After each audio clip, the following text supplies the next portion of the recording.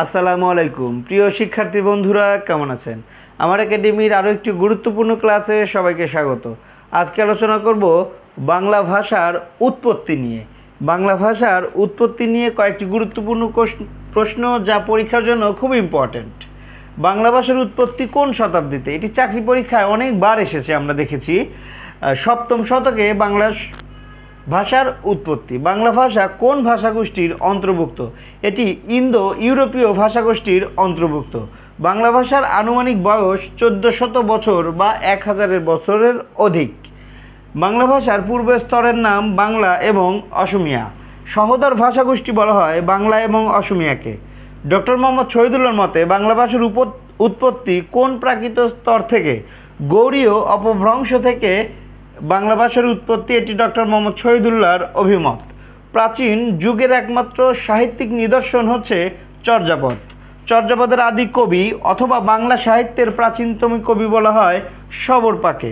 চর্যাপদের সবচেয়ে বেশি পদ রচনা করেন কানহপা, 13টি পদ। অর্থাৎ চর্যাপদে আমরা 51টি পদের মধ্যে কানহপার মোট 13টি পদ খুঁজে পাই। কতজন কবি চর্যাপদ রচনা করেছেন? মোট 24 জন। চর্যাপদ কতটি পদের সংকলন? চর্যাপদ মোট 51টি পদের সংকলন, যার মধ্যে 46.5টি পদ পাওয়া গিয়েছে। চর্যাপদের ভাষায় কোন অঞ্চলের মানুষের বা কোন অঞ্চলের ভাষার নমুনা পরিলক্ষিত হয়? পশ্চিম বাংলার প্রাচীন কথ্য ভাষার নমুনা পরিলক্ষিত হয় এই চর্যাপদে।